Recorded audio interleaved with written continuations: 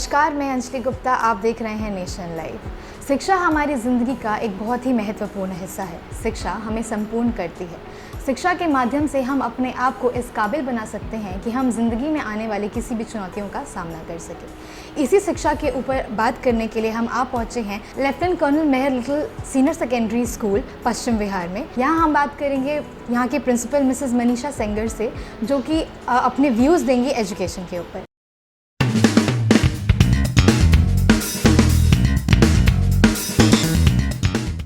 Welcome, ma'am. Thank you. All right. So, ma'am, the very first question I want to ask you is, how has your experience been as a principal in the school? Like, it's been almost 20 years taking up this particular post, and it's been a wonderful experience and a journey where I've learned a lot.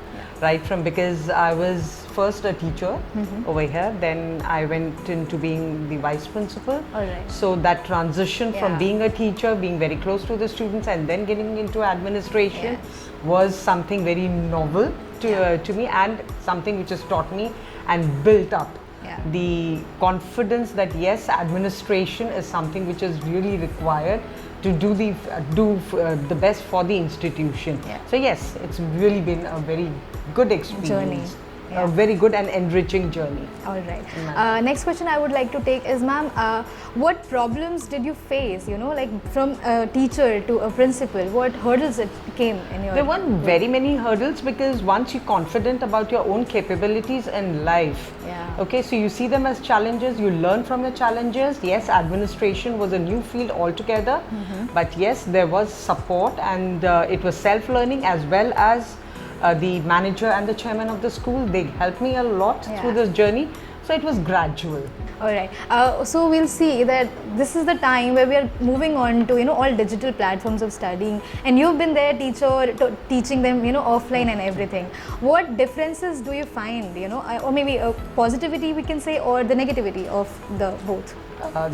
The system that is we picked on now, the online that you're talking about? So basically, you were teaching as an offline teacher. Now we are coming up onto a digital No, both have their advantages. I wouldn't say offline, yes, you have the learning is much more easier because you have an eye contact with the and interaction with the teacher and the student. They are interacting, you know, and it's a live kind of a session.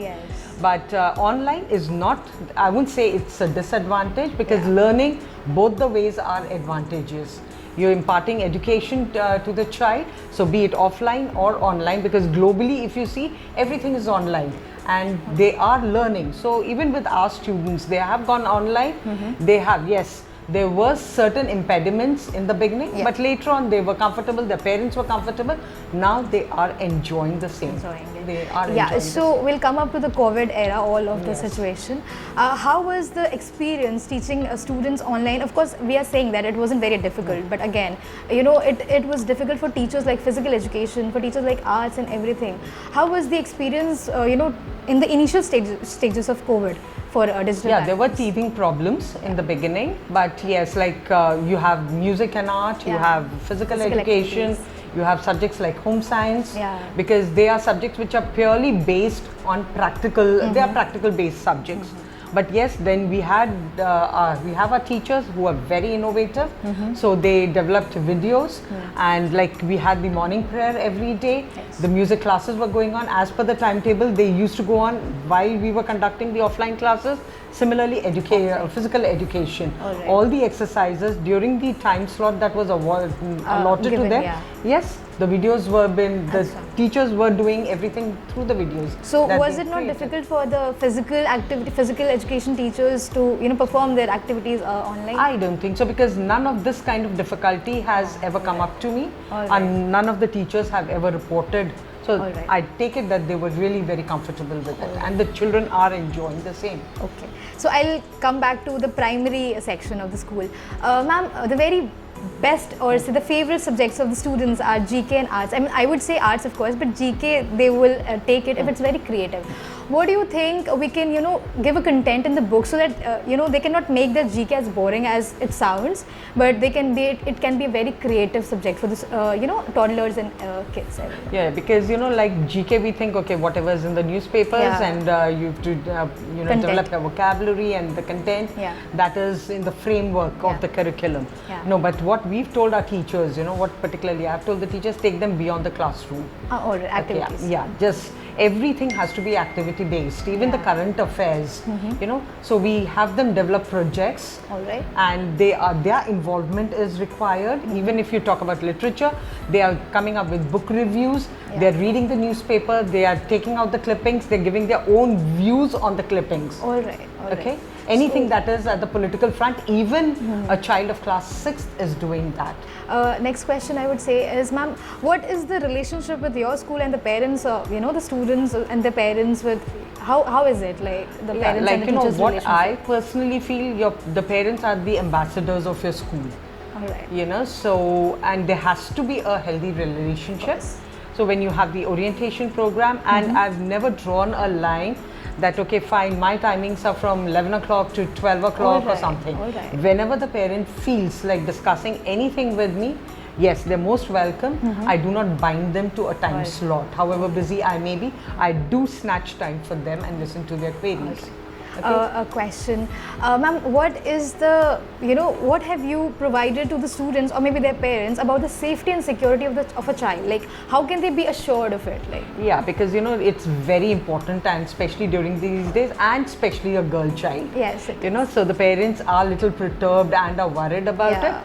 But what I tell them is, when I interact with the parents, that once you are leaving the child at the gate, the child is our responsibility.